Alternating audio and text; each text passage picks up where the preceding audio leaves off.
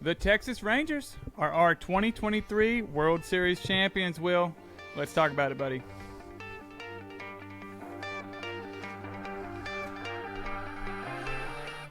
What's going on, guys? Welcome to episode 55 of Bringing the Heat. My name's Cody Pite, and with me, as always, the four-seam fastball of co-host, Will Sism. Will, the baseball season is over. I am sad.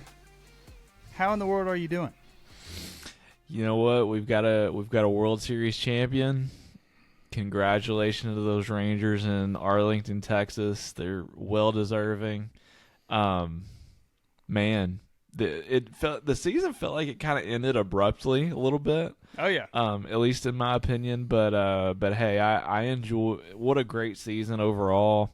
Mm-hmm. A lot of great stuff to talk about the off season. But hey, this is going to be a fun episode. We're going to recap the World Series and really kind of give us a taste of maybe what we got going on the off season. It's very exciting, man. We got, like you said, World Series chat, and then this is off season number 2. And so, you know, if you're riding from day one, you heard some of the bumps, you felt some of the bumps and the bruises of our first off season. We were really figuring it out. I think I don't want to speak for Will, but I feel a lot more comfortable with what we're rolling with going into this off season. I think it's gonna be a lot of fun. And Will is just an idea machine. It's pretty awesome, very easy to work with. Hey, Will, before we get going though, dude, I would be remiss if I didn't mention we have a birthday coming up, guys. Yeah, let's hear it. If you're listening to this, it is November 6th, and that means it's a long. Wow, this is 36 seconds. I'm gonna have to cut that off. That's longer than I remembered it being. It's Will's birthday, guys. Okay, it's Sunday night when we're recording, but Monday is Will's birthday. Happy birthday, Will! I appreciate it, man. Turning 29 again. It's 29. It's so much fun. You look great. You look great, dude. Let's talk about a couple of teams that played great. They earned the right to be here. Let's talk about our World Series, and we're going to break it down. We'll go game by game and just kind of talk about it, man, because this is the last baseball we have to talk about for a while. So, got to get my reading voice on. Here we go. Game 1. The Fall Classic kicks off as the D-backs and Rangers battle it out to decide our champion. Both teams were fully rested, and their aces were on the hill as Zach Gallen opposed Nathan Eovaldi. Game 1 kicked off with a bang as Evan Carter, there's that man again, Will, put the AL champs up 1-0 with a line drive double, and Adolis Garcia would continue his red-hot postseason with an RBI single to make it 2-0 Rangers after 1 inning. The answer-backs would do just that in the top of the third as Corbin Carroll hit a game-tying RBI triple. Wouldn't stay tied for long as Ketel Marte hit a fielder's choice to the first baseman, and Carroll would beat out the throw home, giving the D-backs their first lead of the series. In the bottom half of the third, Zach Gallen walked in a run, but that would be all the damage he would give up as he allowed 3 earned runs over 5 innings. Arizona would continue scoring, tallying on a run in the 4th and the 5th off of a Tommy Pham home run and an RBI double by Ketel Marte, making it 5-3 Stinks. So he really picked up where he left off from that NLCS, Will. With the lead, Arizona would deploy their A bullpen as Thompson, Mantiply, Ginkel, they each worked a scoreless inning apiece. And the 9th would belong to the all-star closer, Paul Sewald, Will, who walked the number 9 hitter. Now, dude, you're a big baseball fan, played baseball in high school. That's never good, right?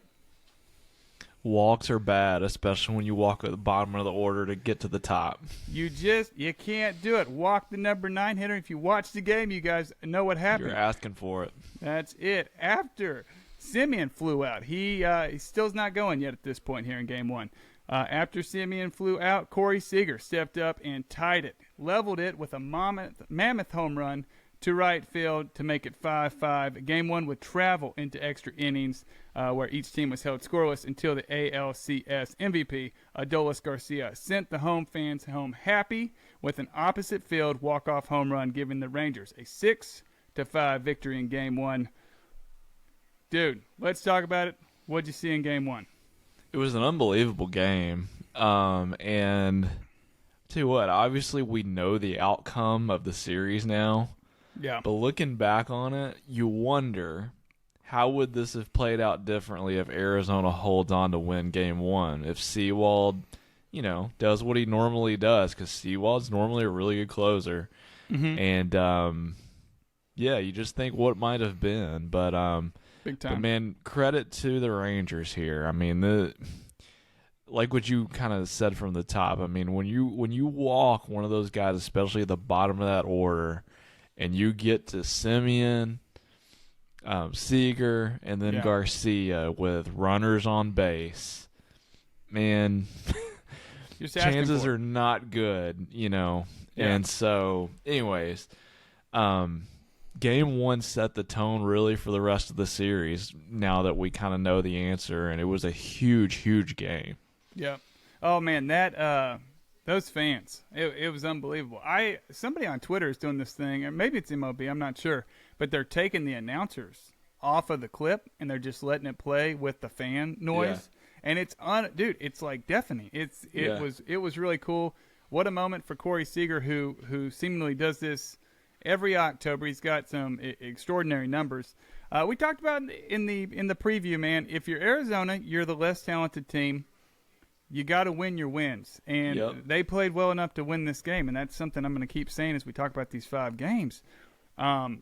They everything. If you were writing a script as an Arizona fan, went as well as you could. You kept this Texas team, within reason. They only gave up 3 runs. Then you get it to that A bullpen, and then boom, you got your guys, an inning apiece, and you get it to the closer, and he needs to be able to lock that down. It's not even a 1-run game; it's a 2-run game.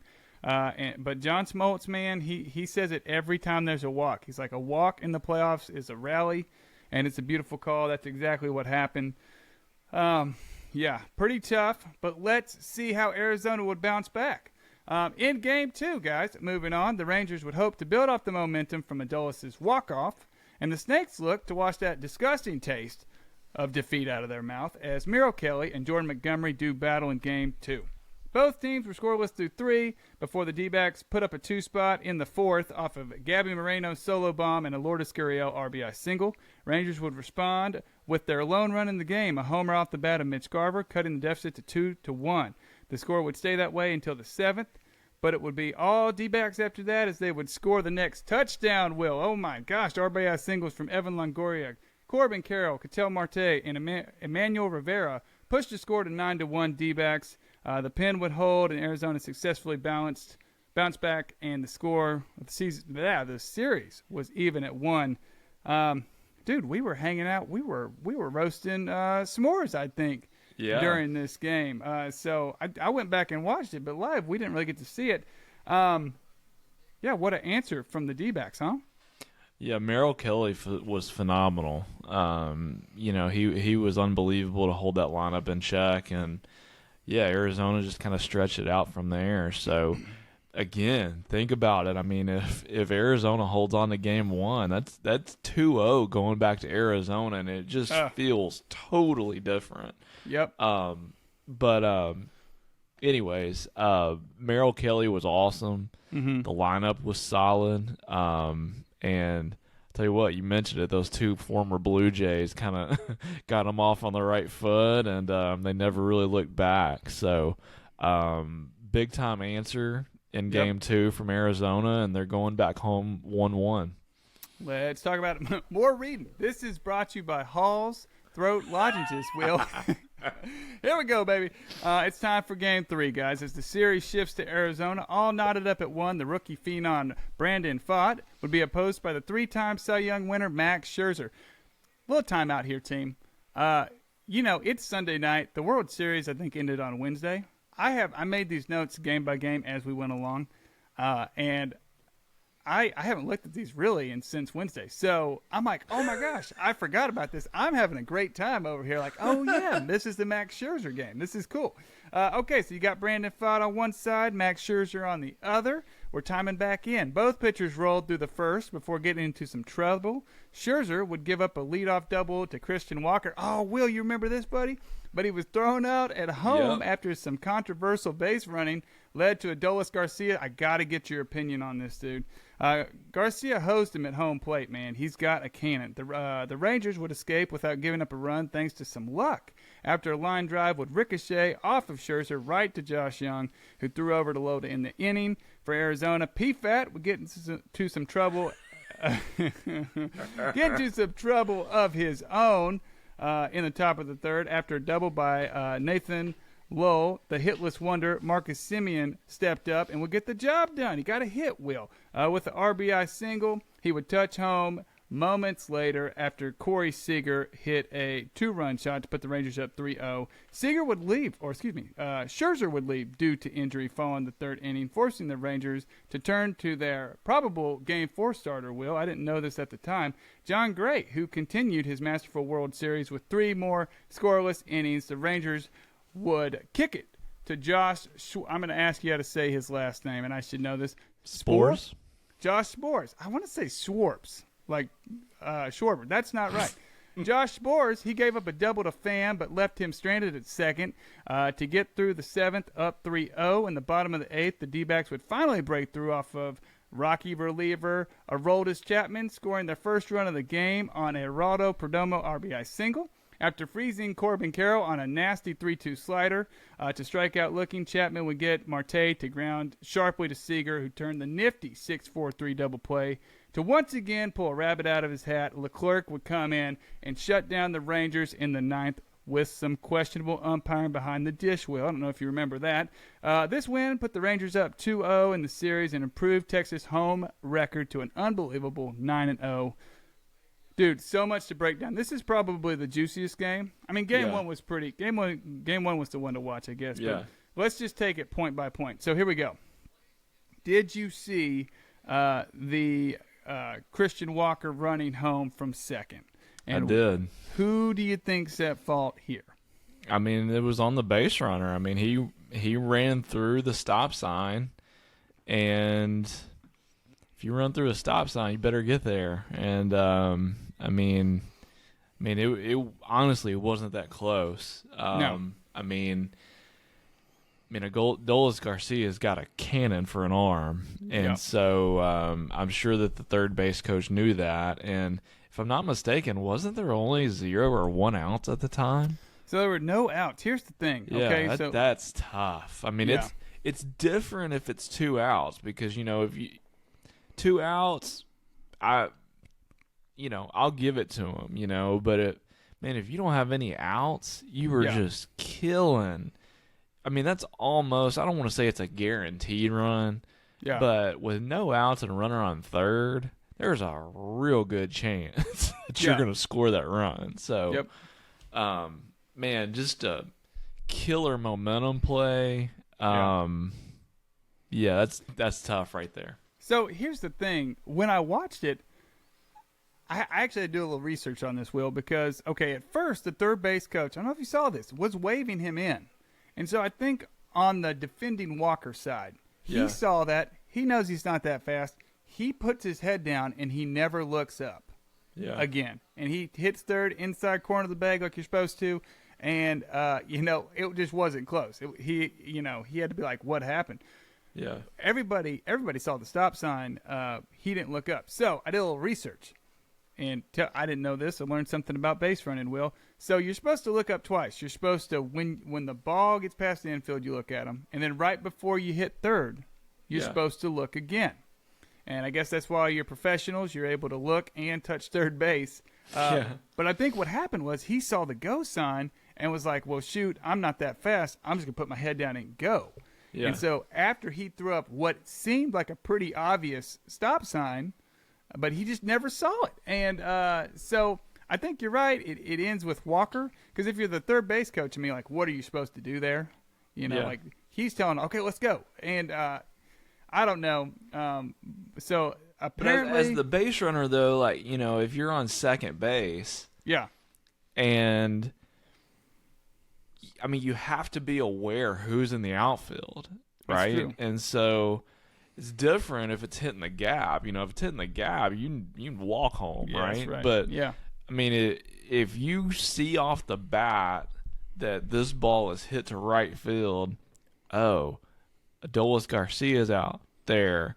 There's 0 outs. Like, I mean, even if you happen to see a ghost on it first, like, you have to still check with the third base coach because it's not Yeah. Corbin Carroll we're talking about. It's Christian Walker. So, It's true.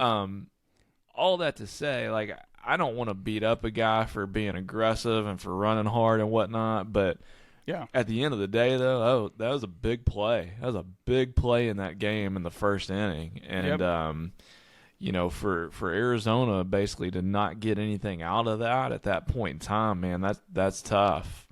No doubt, man. Other big things from this game I wanted to bend your ear about in the 9th inning.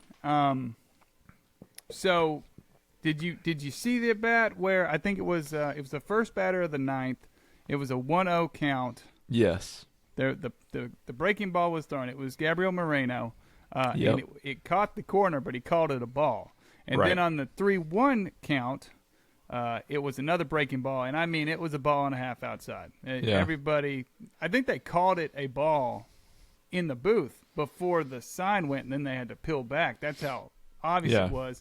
Obviously, you never know what's going to happen, but a leadoff walk. The next pitch, it was 3-2, and he grounded to the third baseman. Dude, I'll speak for myself here. I was not overly impressed with the umpiring throughout the playoffs.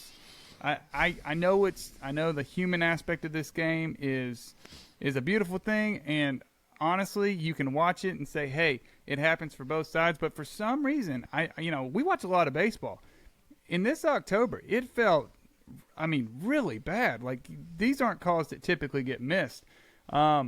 Did you have any qualms? A lot of people were saying, well, he missed the 2-0 or the 1-0 ball, so missing the 3-1 evens out. I mean, do you agree with that line of thinking?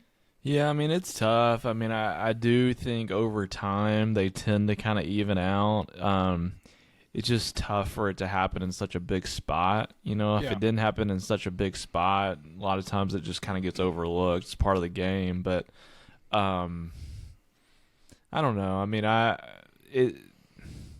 Arizona, I think, would be the first ones to say that they've probably missed out on a lot of opportunities. And obviously it's a tough call against you, however you want to look at it. But, you know, at the end of the day, Arizona had plenty of chances. So that's kind of the way I look at it. You know, as far as the umpiring goes, I'm kind of with you. I feel like, you know, all it's going to take is for a couple of these big moments for weird stuff to happen, and we're going to be looking at robo-umps. So I don't know. I'm kind of torn on really the human versus the robo-umps at this point. I do like the human aspect of the game. Me too.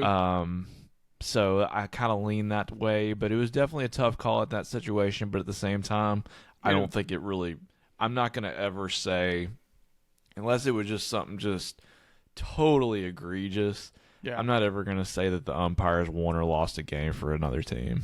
No, and that's what Torey Lovullo said after the game. He said, hey, you know, that call didn't lose us the game. You don't know. You got Leclerc, and I got bullpen numbers when this whole thing is said and done. Yeah. But I don't know, dude. I like the ABS thing, the automated ball strike system, where they're going to have that immediate challenge. Yeah, I think that. Yeah, I think that's kind of a happy medium. We'll see where we go. I've talked to a lot of people who are like, well, just get, you know, we have the technology. Let's use the technology. I don't really love that call, but I just feel like the robo umpire thing. Yeah, I feel like the game already really favors the hitter. That's and true. I think that right there, if we went robo-ump, you want to talk about unbelievably favoring hitters all of a sudden. Yeah. Like, I think that would really swing it even more so to the offense. If Dude, that'd be a discussion. This is a topic for another day. I'll sure. just leave it at this. I'll just say, if we ever go to robo-umps, they need to widen the plate. Dude, here's what we do. We get bigger bats, bigger balls. Like throw a basketball up there, okay? Dude. And then you get ginormous. The only people who be able to hold the bat are people like, Adolis Garcia or Yandy Diaz. He could probably hold Right. it. Yeah. Okay. Maybe not my best idea. Dude, So we got to talk about this. shout out real quick before we leave Game 3. Here we go. John Gray was Stud. awesome. Yep. John Gray was like the unsung hero for the Texas Rangers because of what he did in Game 3. Not having to use another bullpen arm, shutting down Arizona after Scherzer got hurt. John Gray was big time in that game. That was awesome. Yeah, pretty dang awesome, dude. All my Rockies fans, stand up and clap because he was Yes. your boy a couple years ago. Okay, hey, last note on Game 3, Will. I know we've had a lot of them. Max Scherzer, Adolis Garcia, they both left with injury, and we found out they were both done for the series. But in Game 4, I think I wrote it into this read, so let me go ahead and set the stage here. Game 4, guys. Rangers took the field without two big pieces in their squad. There you go, Will. As hours before first pitch, both Adolis Garcia and Max Scherzer were removed from the World Series roster due to injury. How would the team respond? How about back-to-back 5-run innings in the second and the third? Oh, this is Halloween, by the way. We're handing out candy. I love it. After a wild pitch brought home the first run of the game, Marcus Semien would lace an RBI triple to make it 3-0 Texas lead. Boy, that boy's waking up. You love to see it. Hey, Will, what's better than a triple? Home run. How about a 2-run shot off the bat of, you guessed it, Corey Seager to make it 5-0 Texas Rangers, dude.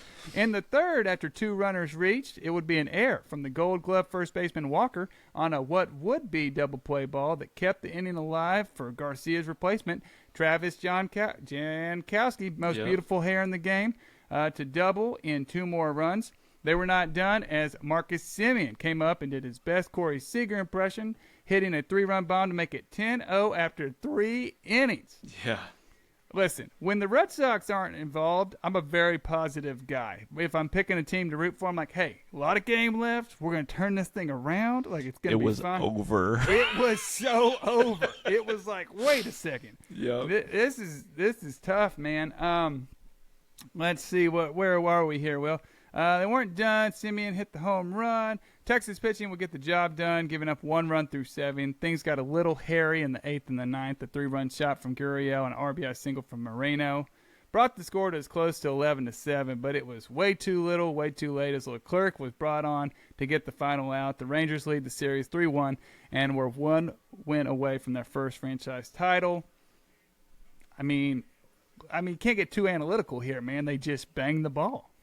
Yeah, this was the game that I felt going into the series. I felt there was going to be 1 or 2 of these games in Texas's favor, just to where they just bludgeon them. Yeah. And that's kind of what happened here. And it was almost like Texas was making a statement. It's like, yeah, everybody thinks that Adolis Garcia is going to like cost us the series being hurt. No, we're going to be fine.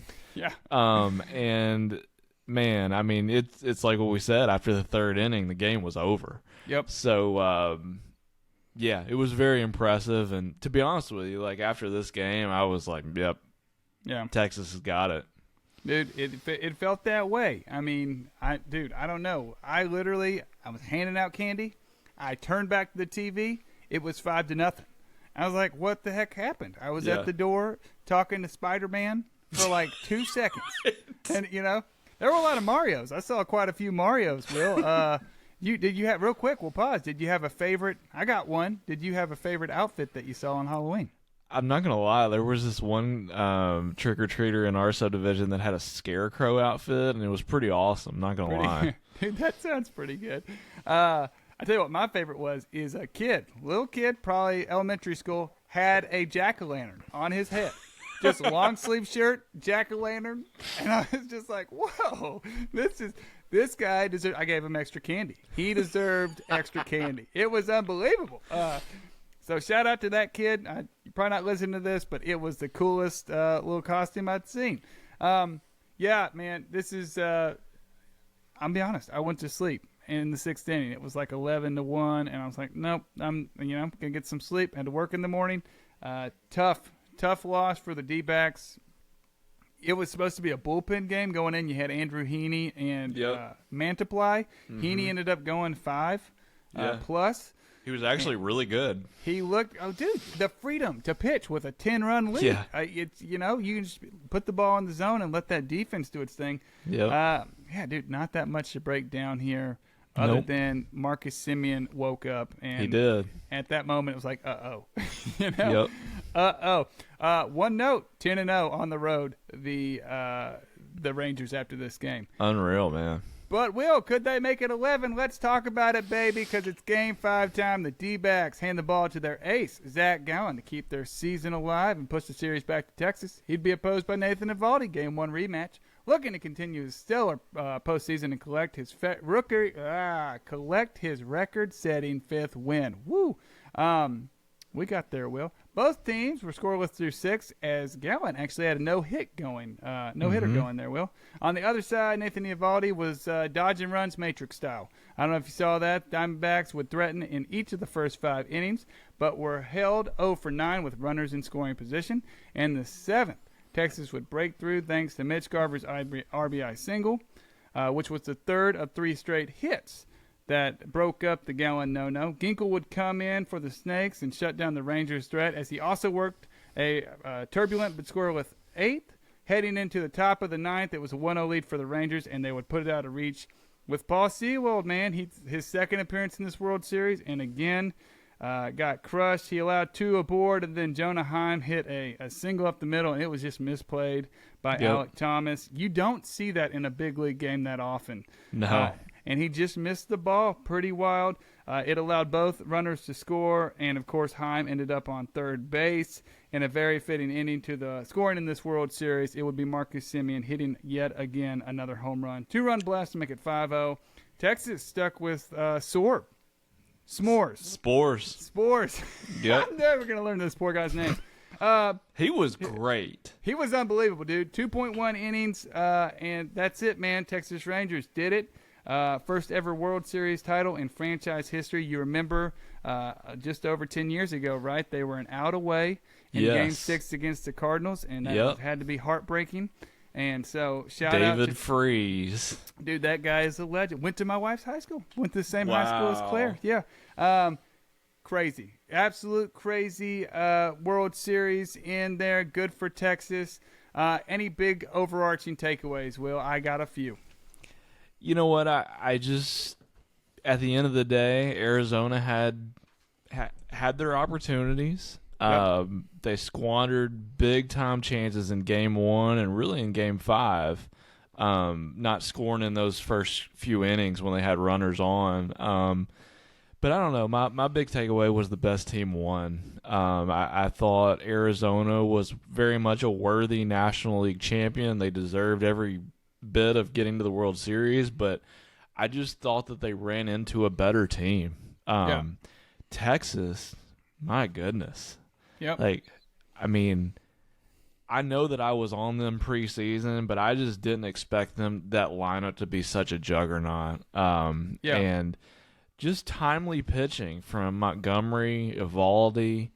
Even the bullpen was shaky at times, but it got the job done with Spores. Chapman was decent, and other than the hiccup in the, I think, Houston series, Leclerc was pretty much locked down. So hats off to the Rangers. I just thought they were the better team, and man, feels like they're going to be pretty good for a little while.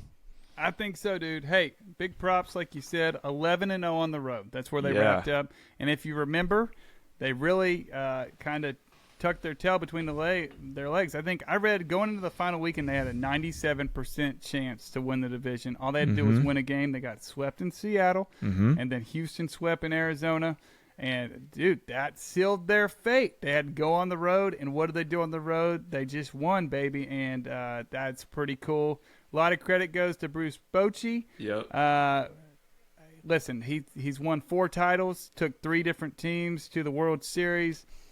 It's pretty incredible, man. And the way he did the bullpen, because if you look at the numbers, they in the regular season, I wrote it down, 4.77 ERA. In the postseason, 4.08.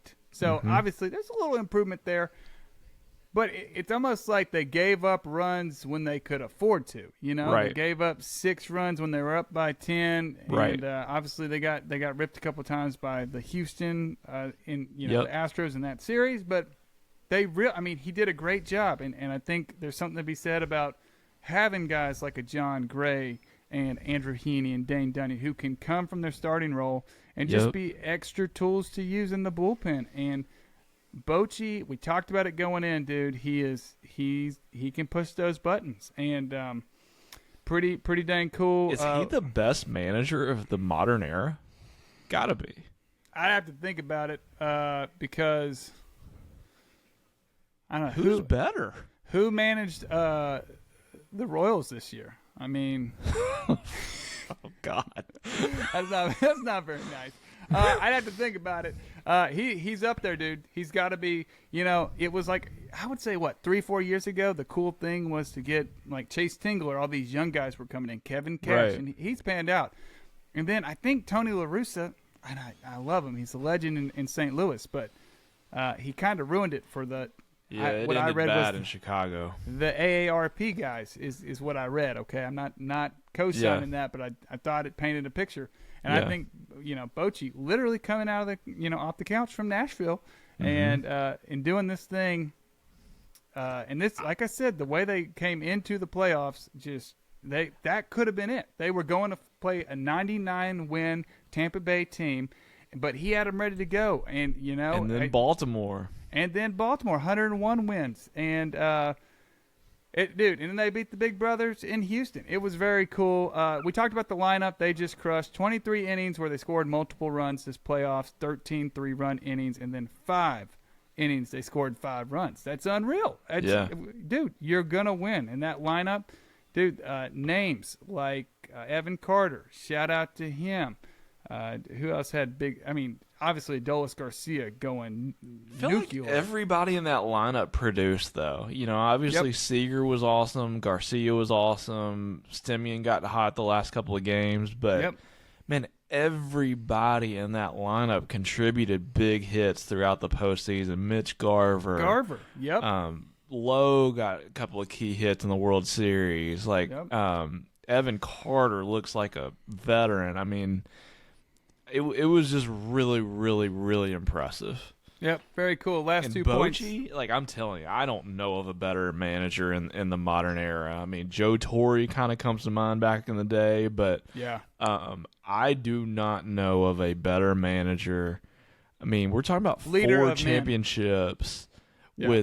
and it's not like any of these teams. I get those Giants teams were really good, but Mm-hmm. none of those teams were looked at as like just total juggernaut teams. Yeah.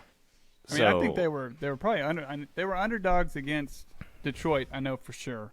Yeah. They're probably favored against Texas. I don't remember Texas going in Yeah. in 12, and then I remember the Royals were that team in 14. But still, what a Yeah. run, man! What a run! Yeah, Two last things, Will. unbelievable. Yeah, Marcus Semien. The Rangers played 179 games. Would you like to take a guess at how many games he was penciled in at the leadoff spot? 179. That's it. And I didn't realize that until after. No wonder he kept him there, even when he was ice cold. These players. Do you understand why I really like him in fantasy? Dude, let's talk about fantasy value. You can't beat that. You can't. He's the anti-Buxton, and Yep. he's got to be the number 1 second baseman on the board. I guess Mookie, but still, Behind Mookie. it's freaking close, man. It's freaking close. Last thing, Will Smith. You thought Shohei, you thought people wanted Shohei. They're going to be going after Will Smith first because he's won the last 3 World Series. That's right. Check the tapes. He was on the 21 Braves team, the 22 Astros, and now the 23 Rangers. So the Red Sox, I need Craig Breslow to get on the horn, and we need a lefty in our bullpen ASAP, okay? It's a fact. That's it, man. Hey, seriously, shout out to the Rangers. Maybe not the champion we wanted, but the champion we needed. And, we're not going to talk about how it was the lowest rated World Series in history because guess what? You can't say that. They didn't have TVs back in the 1900s, right? When they were playing like 19. Did they? They just did radio, right? I mean, I believe so. when was the light bulb invented? We need to break up from bringing the heat. We need to figure this out. we'll get back to you guys. Episode 56. We'll do a little. We're gonna talk TVs. Hey, so guys, that's the season. That's our first full season. I feel pretty good. Will, you feel good, man? I do. Feel good about it. I love it. Let's break into our first ever off-season edition of What's on the Grill with Will. I loved it so much, I just can't let it go. It's probably my favorite segment, Will. So we got a couple topics here, guys, and we're going to talk a little bit about where we think Shohei's going. Never said his name like that, just rolled off the tongue, kind of weird, but Shohei. I said it kind of weird. Then we're going to talk, little current events, and then our favorite teams to watch for the 2024 season. Just way too early favorite teams to watch. And then I have kind of a new segment to end it. So hang in there, guys. It's going to be fun. Let's talk about where Shohei's going next season, Will. Where will he be suiting up? We're going to talk about this a lot. I do not see this, getting taken care of in late November, right? This is going to be a move that is going to be very calculated. And, dude, I would love your predictions because I don't feel like there's that many teams that can really make a run at this guy. Yeah, it's going to be really fascinating. And, I mean, you talk about, like, the story of the offseason. This is the story of the offseason. As far as any predictions, I mean, as of right now, I mean, everybody says, Dodgers are the clear front runners, and, that doesn't surprise me. I mean, it feels like that the Dodgers are probably going to be the team to beat, especially given the fact how they ended their postseason, getting swept by Arizona. Yep. It felt like if the Dodgers made a run and got to the World Series or won the World Series, maybe in a weird way, maybe they feel like they don't have to make a super aggressive push. Yeah. But I think given the way that their season ended, given the state of Clayton Kershaw, given the state of that rotation, even though Shohei probably is not going to pitch in 2024, I think the Dodgers are definitely the favorite. But you know what? I've always thought the Giants are going to be a dark horse in this. I think the Giants have a great shot at it. It feels like they've just been like kind of clearing payroll, and this past year they had kind of I hate to say it, but a no-name team, and it's like, are they going to make a big push for Shohei? And I feel like they might. Yeah. And then you cannot rule out those big giant East Coast teams now. I mean, you cannot rule out the Mets. You can't rule out the Yankees. Those two teams, not necessarily the Mets, but the Yankees feel like they're going to need to get desperate to do something. Anybody else in the East you want to talk about? Oh, that's why I gave you this look. I was like, I thought he was going to say it. No, I think if he goes East, it's going to be a New York team. But I really believe I think he's going to stay out West. I think it's either going to be the Giants, Dodgers, possibly Seattle if they've got room in the budget. But if I had to make a prediction now, I'd say it's 60% Dodgers. I'll say 30% Giants, probably close to 10 to 20% of the New York teams. That would be my prediction. Yeah. Dude, not only – I don't feel like it's like this with that many free agents, but not only are we excited to find out where he's going, but we want to know the figure. Like, what number is – because it's something like we've never seen before. And obviously he got hurt. And I had some friends from work talking to me about it, like, well, he's not going to pitch next year. It's like, well, this contract isn't going to be 1 year. It's going to be 8 years, 10 years. They're going to want to lock this down. This is a world-renowned – not that many baseball players are known globally. It's just the truth, man. Acuna. See, I want to know like how the length. Yeah. I'm not so fascinated. I mean, I know the number's going to be astronomical, but I'm more fascinated to know like what's going to be the length. Is it going to be like 10 years, 12 years, or is he going to take like 4 or 5 years and then do it again? Yeah. That's what I'm fascinated with. I don't see that because I think it is so tricky for him to stay healthy. I mean, he's going into his second Tommy John surgery, which that doesn't really scare me as much as it scares other people because this dude is, I mean, for lack of a better term, machine. I was going to say he's a freak. I mean, he's never, no one's done this. People say Babe Ruth. Babe Ruth was not playing against the caliber of players that Shohei Ohtani's playing against. Right. And I'm just excited, man. I'm excited. I want him to come to the East so I can watch him a little bit more. And dude, if it was the Yankees, that would make me want to vomit. But at least I'd get to watch him. I don't know. It's What's your prediction? Just right now, like what do you right think? now, dude? If you were saying the Dodgers or the field, I'd probably take the Dodgers. Yeah. Just because it feels like going into last year, they were like, okay, we're not going to make they're very, very transparent about it. We're not going to make a lot of big moves. They didn't really sign anybody in the offseason, even though we knew we were going to have big arms out. Like, they knew Walker Buehler wasn't going to pitch in 2023.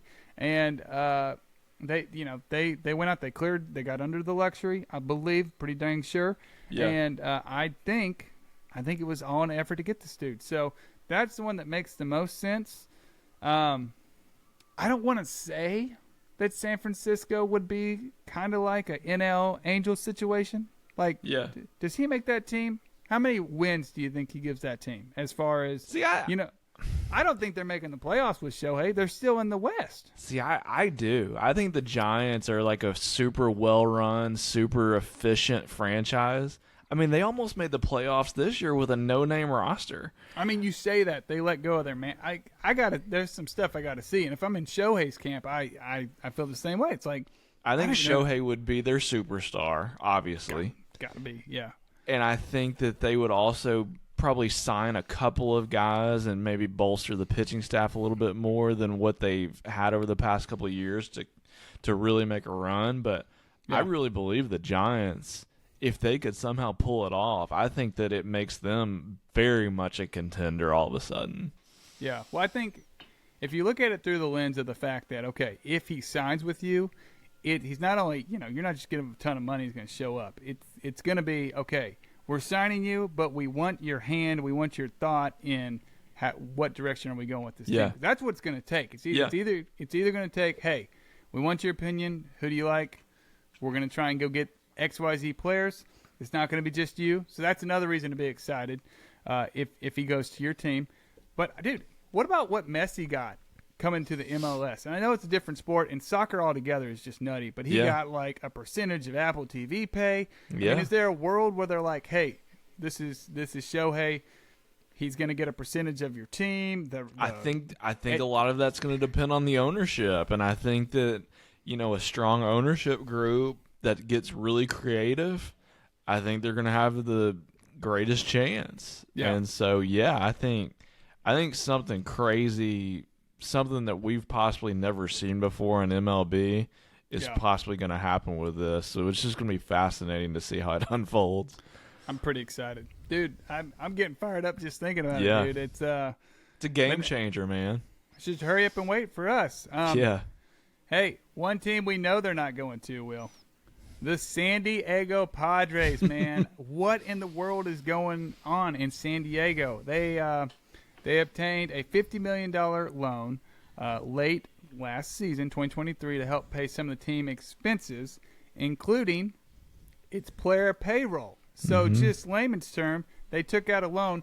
I did a little research on this, Will. They asked for $100 million. MLB only let them take $50 million to help pay their players, amongst other things. You got some free agents under contract for a while. Manny Machado, Xander Bogaerts, Joe Musgrove, and Yu Darvish all signed deals. San Diego, they sold out 59 of 81 home games, and they drew a revenue of $3.3 million. I have to believe most of their money comes from those TV deals. So I don't know where that comes, into that. But it's interesting because this happened today. Team options were declined from Michael Wacha and Nick Martinez, I don't know how I feel about him, but Michael Wacha had a great year. He was 14-4 with a 3.22 ERA. He was darn near their most consistent pitcher because Musgrove couldn't stay healthy, and Darvish just had an off year. He had $32 million in 2 years left if they accepted the option. They let him walk. You can say, hey, maybe you can use that money other ways, or with this news coming out, it's like, could they afford to pay him? Very interesting. Any thoughts on what's going on in San Diego? Definitely not a good look. Um, yeah, it's a tough situation. It's wild, dude. It is wild. It's nuts. Yeah, it is wild. I don't recall anything like this with a major, a prominent sports organization like the Padres are perceived. But, my biggest takeaway, just bringing it back to baseball and the roster of the Padres, you know what? They're giving me a little bit of Yankees vibes, and I don't like it. And Okay. here's what I mean by that: they're getting a lot of aging, formerly really, really, really big superstars, but they're aging, and I don't really like it. Yeah. It feels like their pitching staff is hanging on by a thread as far as like health goes. You've got Darvish, who's definitely in the back end of his career. Obviously could not stay healthy last year at all. Yeah. Musgrove's not as old, but he's struggled here and there with some injuries in the past. Big time. Machado didn't look right last year. I don't know what was going on there. Took him a while to get going. I remember. Yeah, Bogarts is older than you think he is. Yeah. And he's on a monster long contract that makes 0 sense on the back end of it. If that team ends up losing Juan Soto, which I probably think there's a really good chance at whenever that happens, Oh, yeah. they're all of a sudden a really like aging team. Yeah. And it doesn't, I'm not getting good vibes, man. I loved their run. What was that, last year or 2 years ago? Last year. Yeah, last year. Yeah. And I love Juan Soto, but outside of Juan Soto, man, there is not much that's getting me excited after the season they've had. And the man, Bob Melvin, really like bolting basically. Which is wild, dude. It is. We didn't even talk about that. Yeah, I Yes, forgot about that, like dude. like Bob Melvin essentially taking the Giants job. Yes.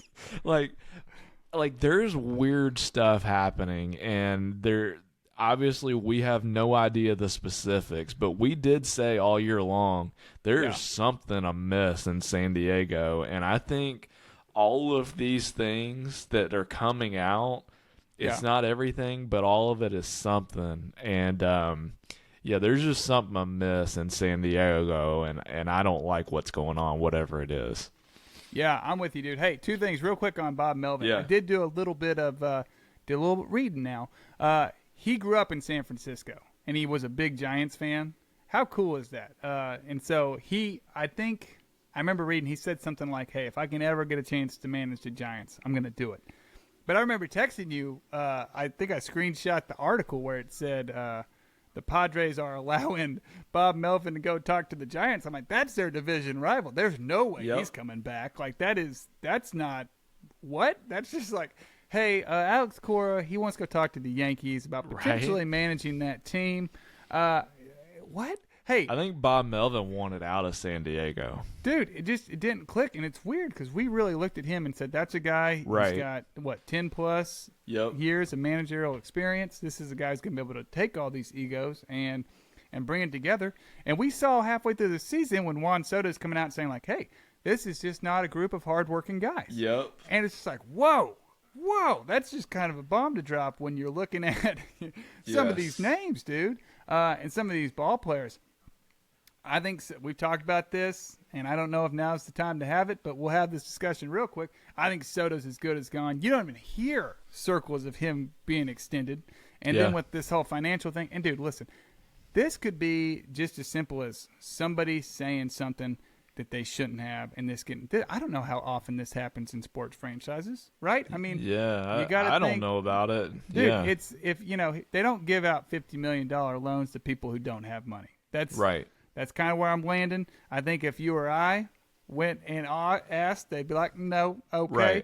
Right. So I'm not saying that this is like a total damnation for this San Diego team, but just the fact that, A, it didn't seem to gel with Soto and just I mean, that was the guy we talked about. He did a lot of losing in Washington. Did some winning, did a lot of losing. And for him to come out and say, the youngest of the core, to say, hey, these guys aren't working hard, I think he might be gone, dude. And when you look at this lineup, and I got it up on Roster Resource, at the end of the season, if you go to look up the lineup, it's kind of like, I don't even know a good analogy. I mean, like, essentially it's going to change. But you got Bogaerts, Tatis, Soto, Machado. We like those top four. And then you go Ha-Seong Kim, Jake Cronenworth, Luis Campusano, some guy named Matthew Baton. Yep. Never heard of him. Trent Grissom. And so you like the top half, that five guy.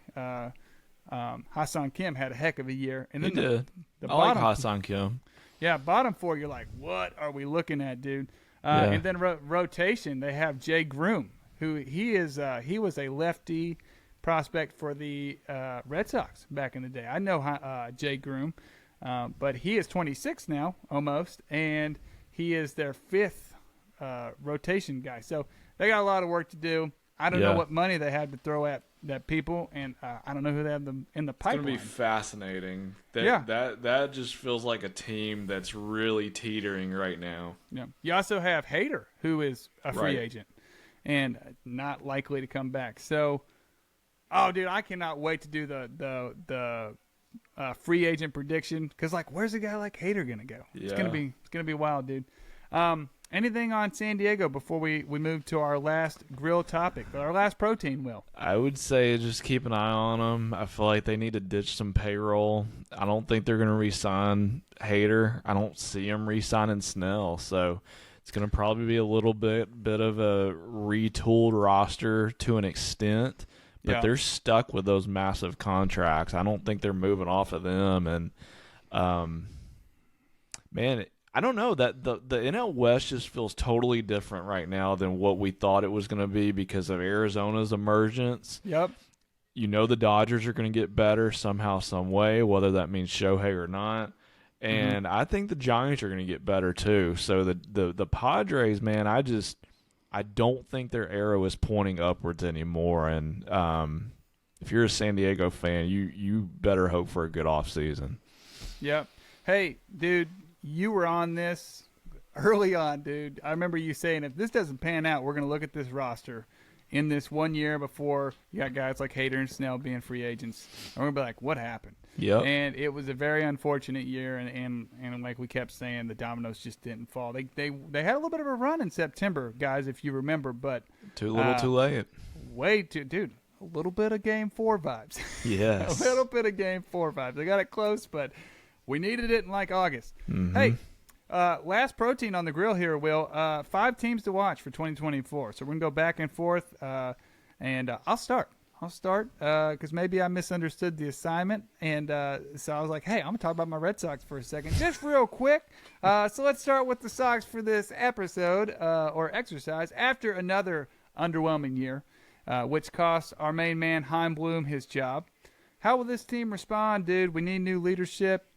We got Craig Breslow. I think there's something to be said about the fact it was so hard to get a GM to take this job that we had to have a left-handed reliever who, I mean, to his credit, he shined in 2013, okay? And I remember hating watching him getting out of because he was pretty subpar all season. And then he came out and he was really good in the playoffs. But anyway, let me get back on track. Can he convince John Henry to spend more money on free agents? They were 12th last year in team payroll, which my whole lifetime, I was born in 95. They've never been 12th, man. They've been money spenders. What pitchers do we see the Red Sox getting? Dude, I mean, that's a lot of questions. I don't really know what to do with that. You got any thoughts on the Red Sox? I'm kind of with you. Like it always tells me a little bit something when it just seems like, just obviously based on media reports, that it seems like it's difficult to find your top couple of guys in a GM search in this case. Yeah. And it definitely felt that way. It felt like the top kind of couple of guys on whatever their list was turned them down, and they had to go to They wanted the guy who went to Milwaukee, and I'm blanking on his name. Yes, I can't think of his name either, but yes, you're right. And Or no, he went from Milwaukee to New York. Did he go to New York? to the Mets. To the Mets, exactly. And I Right. cannot remember his name.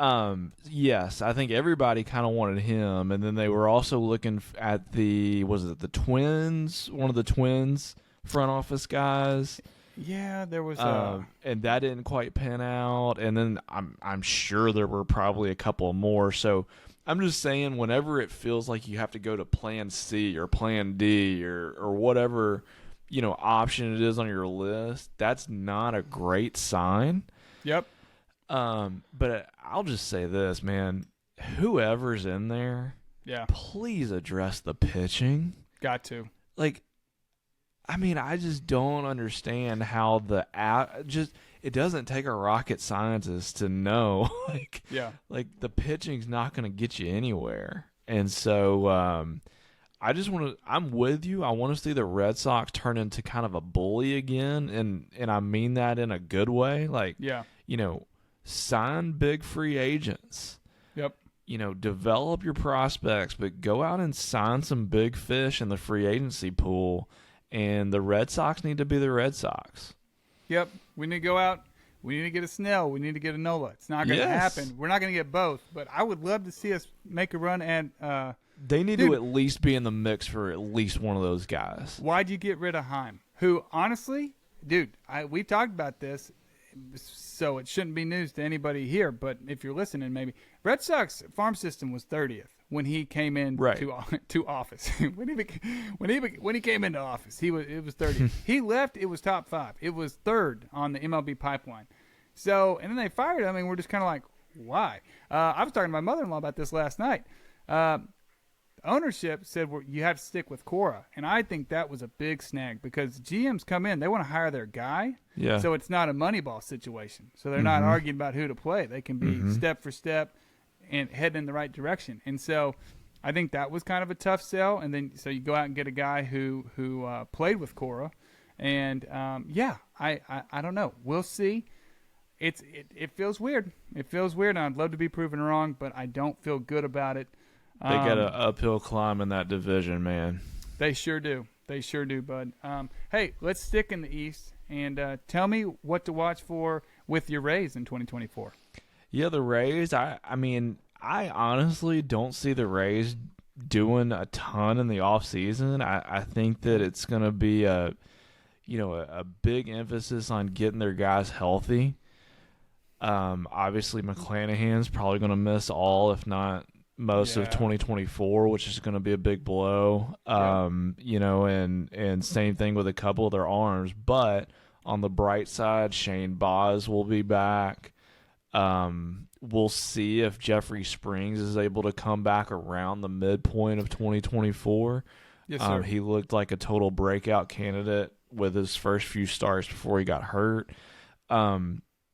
I've said this before. This is the most talented lineup from top to bottom that the Rays have had, I think, in their organization. So as long as they're able to keep their pitching rotation relatively healthy, I think Tyler Glasnow now, it's a huge year for him to prove that he can go essentially a full season. Yep. Take the ball every 5th or 6th day and do his thing. Yep. It's not a question, is Glasnow going to be great if he's on the mound, because he will. The question is can Tyler Glasnow give you a full season? Yep. And so I think next year that's going to be huge for the Rays. It's his free agent year, correct? I'm pretty sure that because he signed 2 for 25, and he had 5 this year, and it's going to be. It's 20 either this next year or after 2025, but but nevertheless, like that's the only thing he's got to prove to be like, top 5, top 10 guy in the league. Dude, he could get paid like $250 for years if he can be healthy. If he stays healthy, he will be one of the top paid arms in all of baseball. Big time. And then so with Glasnow, and then with Zach Eflin, if Eflin does, let's just say if he does what he did this year, the Rays should be fine. Yeah. Because they'll figure out the back end of their rotation and that bullpen. So Yep. I look for the Rays to sign kind of like what they always do. They'll sign a veteran under the radar guy that some other team didn't want. They'll sign a couple of bullpen arms, and that'll pretty much be their off season. And everybody will pick them third or fourth in the East next year, and they'll probably finish first or second. Not us, buddy. Not us. Not me. I love it, dude. Yeah, my biggest question mark, and I hate to say it, Wander Franco. Is he? What's going to happen with that guy? He won't be a Ray. That's a big. You don't think so? You think they'll let him go? I feel like they would have done it already, dude. I guess they're doing the investigation. I saw today that he got moved back to the active roster, but can't have him on the administrative list. Yeah. Not in season, so after the World Series, so it's a purely procedural kind of move. Dude, I don't know. We'll see what the heck happens. I'd be shocked if he played another game in a Rays uniform. Well, dude, he can. We'll see, dude. That's a good point. Okay, Rays, my team, team 3 of 5 here, the Mariners, right? Seattle Mariners. 2023 was supposed to be a pretty big year for them, kind of a stair-step year. They made the playoffs last season, 22, and wild card series. I think they took 2 from Toronto, and then got swept by the Stros, but they were in all 3 of those games. Robbie Ray, he'll be on the mend and on his way back next year, so that's a big piece that left really early. And we're going to see year 3 of Julio Rodriguez. I'm curious to see if they're going to make any additions to lengthen their lineup, Will. Do you have any thoughts on this team and what they're going to look like next year? I hope they address that lineup because I'm not just saying this. I think the Mariners could win the whole thing if they get an impact batter or two. I think they've got everything else that they need. That rotation, 1 through 4 or 5, is as good as anybody's. Yep. The bullpen is always solid. Mm-hmm. And you know what? Don't be surprised if that's the team that goes out and aggressively tries to sign a guy like Josh Hader. Yeah. I could totally see the Mariners going after a guy like Josh Hader. It'd be a race to 5 innings when you played him. Yeah. They were scoring the first 5. If the Mariners sign Josh Hader and some bat that could lengthen that lineup, yeah, to be honest with you, they might be the favorites in the American League. And, that's no slight on Baltimore, Texas, Houston. I think the Mariners could be that good. And I think Julio Rodriguez, if he stays healthy, he's going to be an MVP candidate for the foreseeable future. The West would be nutty. It would. Be nutty. So I'm very bullish on the Mariners. I think that if they have themselves a really productive offseason, that they're going to be right there. Yeah, it's exciting. Dude, just looking through their roster, will George Kirby pitch after the 5th inning? Right. What kind of? No, dude, there's a ton to like here. You get another year of Bryce Miller, who really shined in spots this year in that rotation, and he's a young arm. I'm very curious to see where he goes in fantasy next year. Jared Kelenic, obviously, he had a breakout season. He's only, I want to check real quick. I got it up right there. He's 24. Yeah. He's 24. We've been hearing about him, and he's been, quote-unquote, a bust. He started figuring it out last year. He sure did. Can Ty France bounce back? We talked. We praised him a lot, dude, about, hey, he's a 270, 280 hitter. Yep. He was not last year. And Teoscar. Yep. What are we going to get from him? I think he's a free agent next year. So, yeah, dude, there's a lot to like, man. A lot going on here. Yeah, dude, we're staying in the AL as we hit team number 4. We got one NL team. Stick around till the end, guys. Yep. The Yankees, you put them down. What are you looking for? You know what? If I could just sum it up in like 1 or 2 sentences, the Yankees need to be the Yankees again. Oh yeah. Like I want to, and obviously you and I, we are not Yankees fans. Oh no. But here's the thing: the Yankees haven't been the Yankees in a while, in my opinion. The Yankees used to, back in the day, like when I was growing up, like with George Steinbrenner, prominent owner. I mean, they were the team that would go out and basically get aggressively whoever they wanted. Yeah. And I feel like it's been a while since the Yankees were that team. I think the Yankees need to get back to that. Mm-hmm. Somehow, some way. The problem is they're stuck with guys like Giancarlo Stanton's contract, It's a toughie, dude. right? And Rodon, my goodness, like that. He had a tough Obvious- first year. He's got Obviously, knocked back. it's just year one in New York, but that looked awful. Bad. So I just want to see the Yankees. Like, if I'm a Yankees fan, you have got to go out and get somebody that can make an impact, whether that's another arm or that's somebody in the lineup to go along with Judge. Yeah. We've said it for the last year or two on here. I mean, that lineup's way too dependent on Aaron Judge. Aaron Judge isn't getting any younger. None of us are. And, you know, he's always had nicked up injuries crop up, rightly or wrongly. Mm-hmm. And so, man, and like what we said when you were talking about the Red Sox, that division is a brute. And so, man, the Yankees, I just want to see them. I think they've got to get aggressive, man. And I want to see them make a serious run at Shohei. Yeah. And if they can't get Shohei, they need to get one or two big time free agents to get some excitement back into that place. Yeah, dude. I'm hearing a lot of rumors with Soto. They want to make a move on Juan Soto. That would do the trick. Yeah, they need a left fielder and they need a left-handed bat. He would check both of those boxes.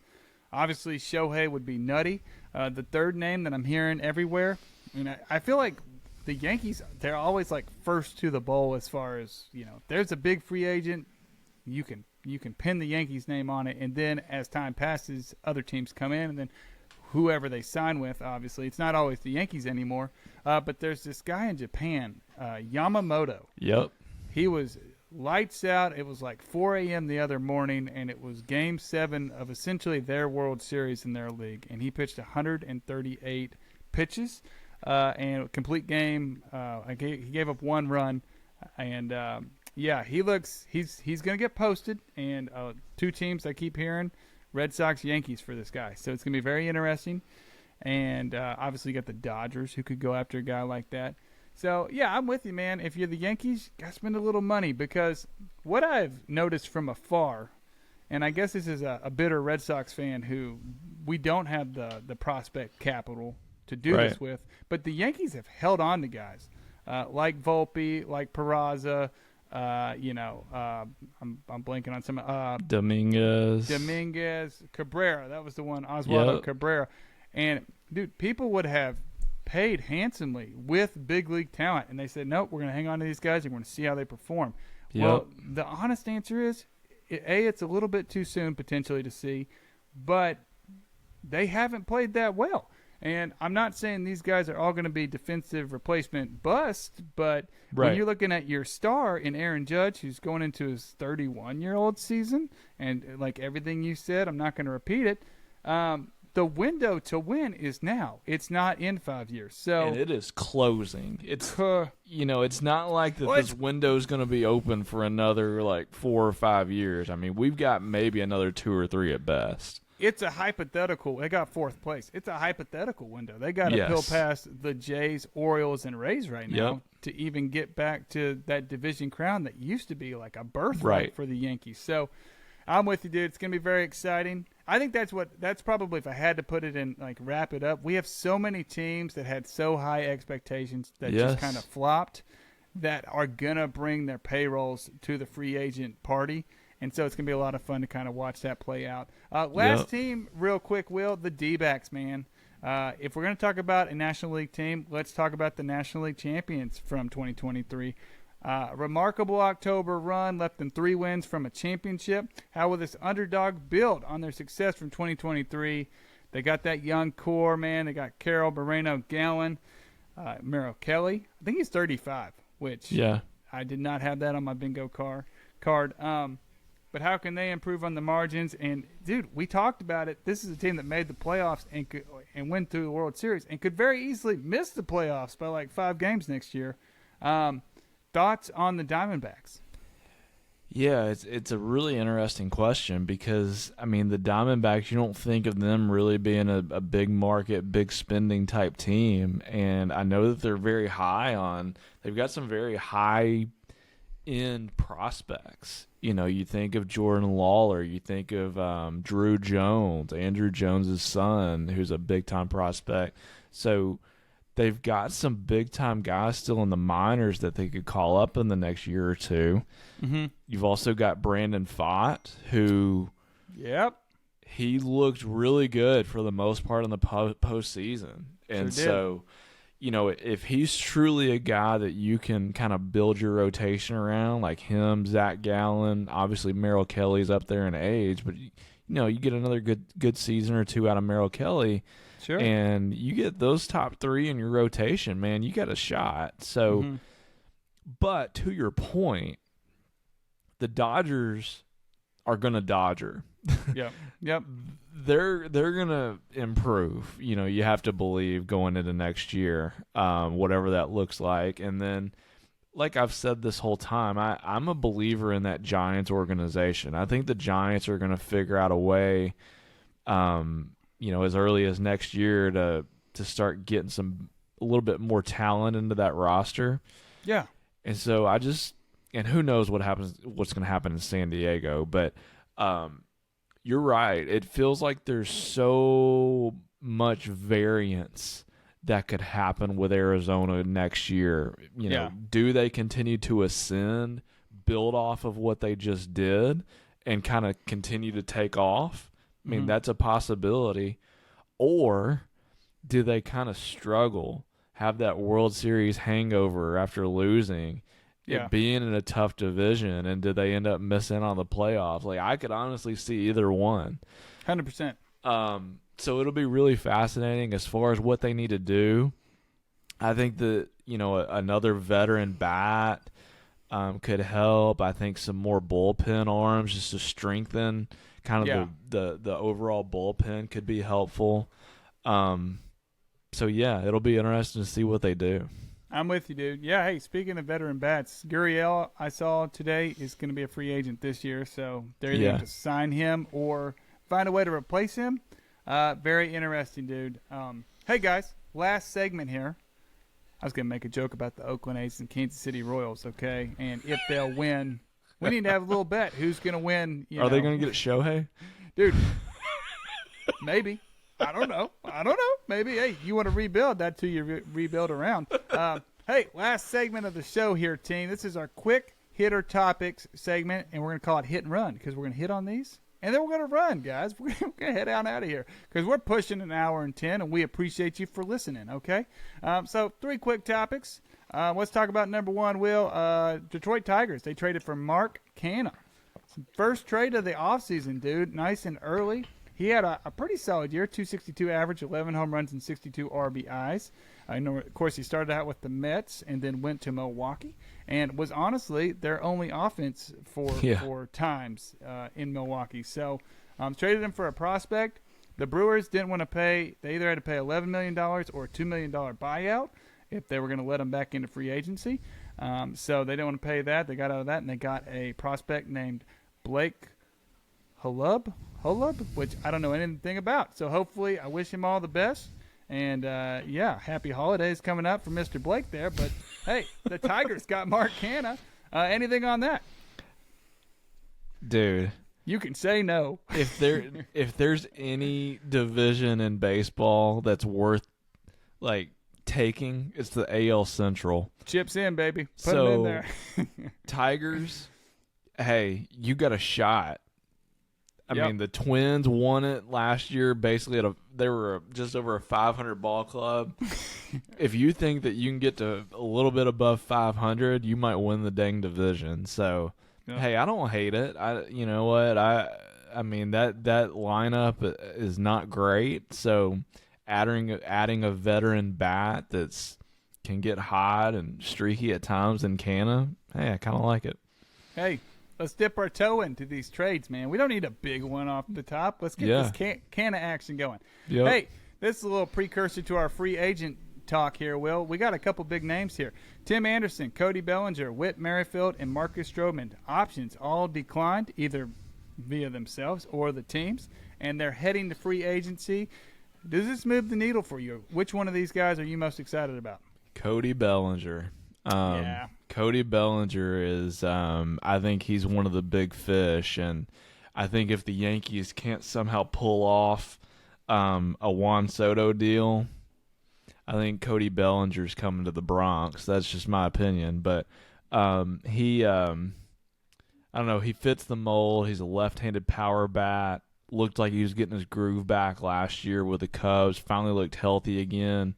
Yeah. And he looked really good. And he's always been a really, really good defensive player. So, yeah, I could definitely see Cody Bellinger playing in the outfield for the Pinstripes next year. Yeah, we'll mark it down, man. I like it. Hey, last thing. Clayton Kershaw, a little bit of a bummer to end on, man. I hate that. Clayton Kershaw, shoulder surgery, just out of nowhere, I felt like. Repairing a shoulder ligament or some shoulder ligaments and then his shoulder capsule, which we've seen before and typically hasn't ended well. But they're saying he should be ready by late summer. So that's halfway through the 2024 season at least. Another big blow to the Dodgers rotation that right now looks like Walker Buehler, Bobby Miller, Ryan Petit, Ryan Yarbrough, a couple of Ryans there, Will, and then Emmett Sheehan. So you go from this being like the strength of this team to looking pretty thin pretty quick. Anything on the Dodgers rotation? Yeah, you're right. I mean, it's not great. Yeah. And, I mean, more importantly here, though, I mean, I just want Kershaw to be healthy if he's going to come back. Like, I don't want this to be a case to where he tries to come back, he comes back, and then he's nowhere even close to himself. Like that's what I don't want to see. So I just hope he gets healthy. I hope whatever this procedure is, I hope it gets him back to, feeling 100% again. And if he does come back, I want to see him Clayton Kershaw again. I don't want to see him just be an average guy. Yeah. Crazy thing is I think he signed like a 1-year deal with the Dodgers. So now he's not even under contract with L.A. That's what he does every year. I wouldn't be surprised if he, honestly, I wouldn't be surprised if he retired. That would make me sad, dude. It would make me sad, but I wouldn't be surprised. I'm with you, dude. It's weird. Everybody talks like he's like 41. He's like 35. Right. He just started when he was 20. He's been doing it for so long, and he is an absolute legend. Every year, he signs these 1-year deals, and every year after the season, it's like, is he going to Texas? So that's where his family lives. Boy, that would be a rotation, right? You got DeGrom, Kershaw, Scherzer, Nathan Eovaldi. You're looking at like MLB The Show. Bubble wrap them all. Like they don't fly. We drive them. We can't risk airplanes with these four. Yeah. 26-man roster. You better have the highest paid training staff in the league, man. It's 1-to-1, and we have 18 pitchers on our active roster. Okay, we can't even field a full lineup. Oh man, dude, we laugh, but we want the best for these absolute legends we get to watch, dude. Hey, guys, that's episode 55. Will, anything before we head on out of here? Man, we hit on a lot. I am. This kind of whet my appetite, though. Like, I am ready for the off season. We're gonna have a lot of good stuff coming down the pike, and I'm super excited about heading into the off season. It's gonna be great, man. Hey, happy birthday to you, buddy. I hope you have a great 29th birthday again. Thank you. It's good to be 29. It's gonna be, dude. You got your whole life in front of you. It's gonna be right? Excellent. Hey, we love you guys, man. Reach out to us on Twitter or X or whatever you want to call it, at BTH_Cody and at Will Sism. Hop on the YouTube. There is a link in the description of this podcast. So you click on that, and you can see what we look like, okay? Will still rocking. Dude, your hair just doesn't grow. It still looks like it just got cut. It's been 10 days. We recorded last on Wednesday. Yeah. Now it's Sunday night, so that's a quick math pod here. We appreciate you guys. But until next time, thanks for listening to episode 55 of Bringing the Heat.